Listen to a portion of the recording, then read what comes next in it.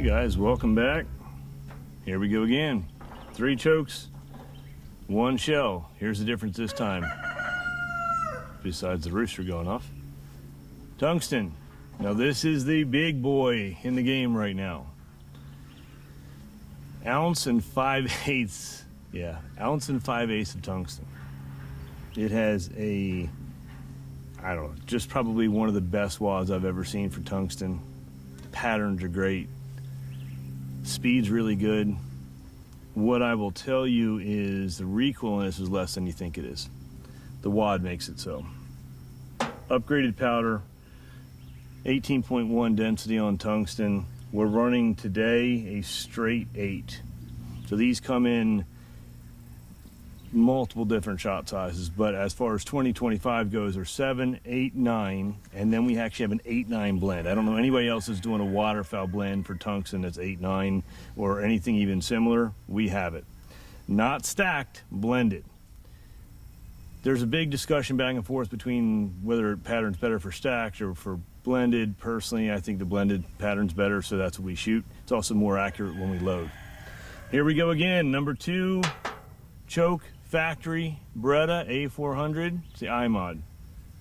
Muller Decoying, Carlson Cremator 718. Now we're going to stick with the same 3 chokes for no particular reason other than to make everything flow a little bit easier video to video. I want to give you a warning. Generally speaking, the tungsten pattern's a little bit tighter. So you might want to loosen it up. We might be too tight here today, but let's find out one way or the other, huh?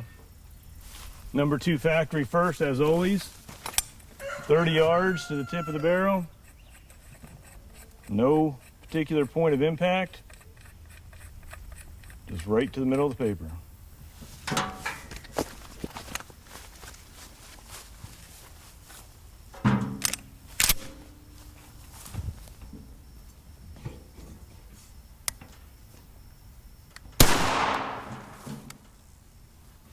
I could watch it hit the paper. It's like a sledgehammer. That tungsten is just amazing. All right, let's go see what we got. All right, let's talk about what we got. I told you, it's tight. This is a factory number 2 iMod out of the Beretta at 30 yards. You can actually tighten this down even more. So if you guys are one of the guys, and I have a lot of calls for this, that want a dual purpose waterfowl choke and turkey shell, or waterfowl shell and turkey shell, this is it. 1 5/8 ounces. Actually, I think it kicks less than a traditional steel shot load. Again, this is not even out of the turkey choke. This is not even a full or extra full. This is just a number 2, and I told you, this pattern's tighter. All tungsten pattern's tighter, if it's built correct. You see the 30-inch circle, with the exception of a couple pellets here and there. That's just ugly. This is really a 50, 60 yard choke at this point. I would definitely go down to, at the very minimum, modified. You might even talk me into, you know, an IC or something in between, because one of these pellets is going to knock down a bird. You don't need all these. Loosen that choke up a little bit. You're going to get a great pattern. Let's go see how the Muller and the Carlsons do. 1 5/8 ounce 12 gauge tungsten. Muller Decoying. Now I kind of expect the Muller to actually do better here, because generally it has a little bit more open pattern. Let's find out.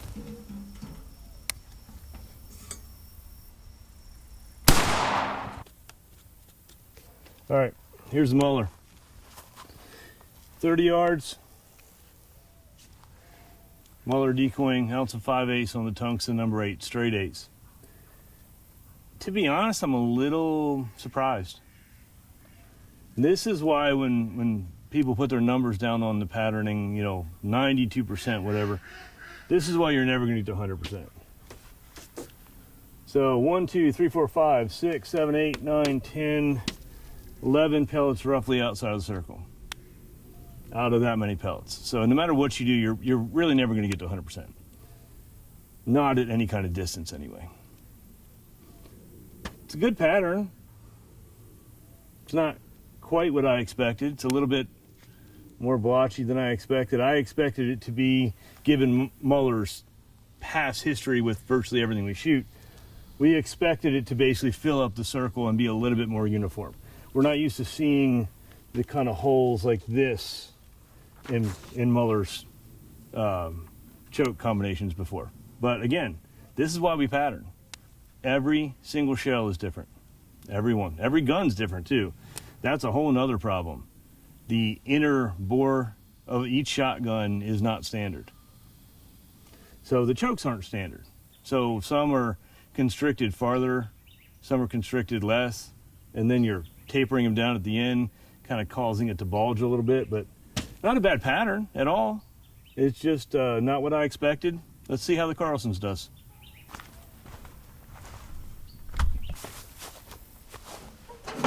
All right. There's a difference now between the Carlson's Cremator and the first two. It's the only ported option we have. Ported's going to pull that wad a little bit faster.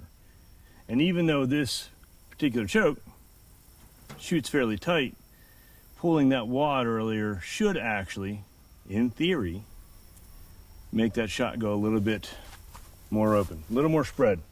Let's find out. Again, EPIC, ounce and 5/8 12 gauge. Straight eights.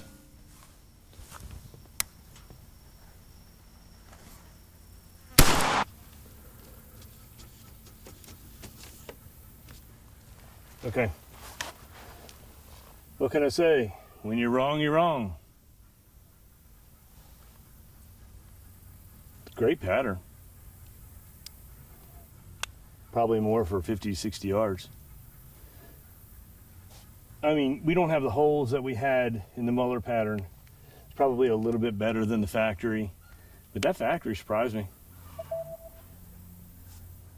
Anything here obviously is just gonna be going.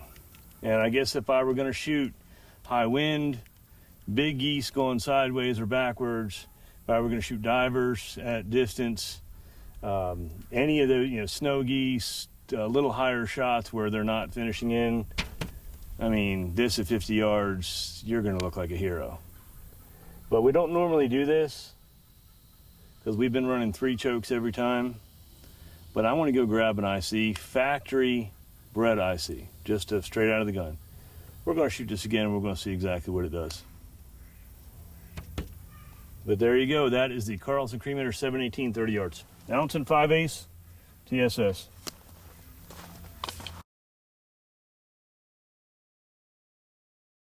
Choke numbers. Cannot find my IC. Probably because I've never shot it in my life out of this gun.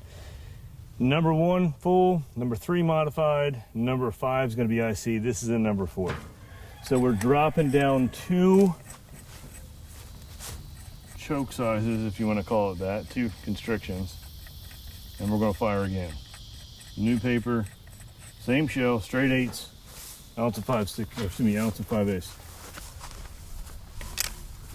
We'll see how much different it is when we open this thing up.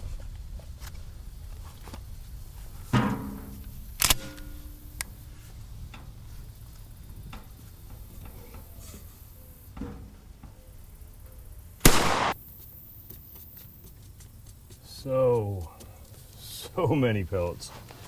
Okay, here's the difference. So this is a factory choke. Number 4 out of the Beretta A400. Never actually been used. Here's the pattern difference. Look at the difference when we open up. We went from a pattern entirely this big to a pattern this big. So we're finally outside of our 30-inch circle, which is kind of the goal, is to be right there on the edge of it. A little soft here, a little heavier over there. We could have clearly moved this over. But this is actually the best pattern for hunting. 20, 30, 40, even 50 yards, this is probably going to be the best. So if you're shooting a product like this, remember, loosen it up a little bit, because it's definitely going to be tighter than the bismuth, than the steel, than lead. Tungsten is its own separate little world, and it's its own worst enemy, right? So it's difficult to load, it's hard on the gun, it's hard on the barrel. A lot of work goes into producing a really high-end tungsten shell. When you get it right, it's just, I mean, it'll make you a hero when you're sitting there shooting with everybody else. To me, that's the best. We'll definitely like to see it with a really good aftermarket choke somewhere in the IC range. I bet you it would even all these out and bring them around and just be stellar. But keep that in mind if you're looking for a truly hammer of a shell. That 1 5/8 tungsten is the way to go. Now at least we have our results. Factory iMod, pretty decent. Muller, okay. Carlson's a little bit better than Muller, still okay. And the winner is more open, period. And we find that a lot with tungsten in general. We actually give a lot of warnings to our clients who call up and say, okay, I want to try tungsten. What do I use for a choke? And so we'll just straight tell them, shoot whatever you want, open it up. And I like a tight pattern. Don't get me wrong. I'm one of those guys that would rather kill something clean or miss it completely. But some of these patterns coming through tungsten are just even too tight even for that. Now, if you're shooting 50, 60, 70 yards, which with tungsten you can do, and you can do so ethically, it's a big difference. When you hit a bird at 65 yards with tungsten, they're done. I mean, shoot, we're shooting turkeys at 60 yards with a 410 number 9. What can you do with a, number 8 for a duck? But if you're going to try a new choke and you're specifically built or building a gun to shoot tungsten with, start more open and work your way tighter. That's it for today. Let us know if you have any questions. Call the shop if you need anything at all. All these products are in stock right now for 2025. They are going fairly fast, but we do have quite a good selection for this year. Again, this is the 1 5/8 tungsten, 12 gauge. The main difference on this particular product versus other tungsten products out there are no fillers. Let me tell you what a filler is. Inside the wad, tungsten doesn't take up very much room. They have to put something underneath of it in order to move that shot up top. Otherwise, your shell would just fall in on itself. This product, the 1 5/8 12 gauge, as well as the 1 1/2 12 gauge, the 1 3/8 20 gauge, that's exactly what I said, 1 3/8 20 gauge, and the 1 1/4 20 gauge have no fillers. Why is that important? A lot of guys don't like the fillers because they're basically compressed paper or cardboard of some sort, cork. And what happens when you shoot, that stuff disintegrates out in the air, and if your wind's coming at you or whatever, it just kind of goes a little bit everywhere, and guys don't particularly care for it. I don't blame them. I don't particularly care for it either. That's why we produce these shells here. Recoil is going to be very manageable on this particular load. It's going to be very similar to a steel shot load, but your pattern's going to be so superior to any other product out there that you can really shoot. This right here is going to make you a legend in the blind. Until next time, we'll be back. Coming next, 1 1/4 tungsten, which is probably our most popular tungsten load out of the 12 gauge.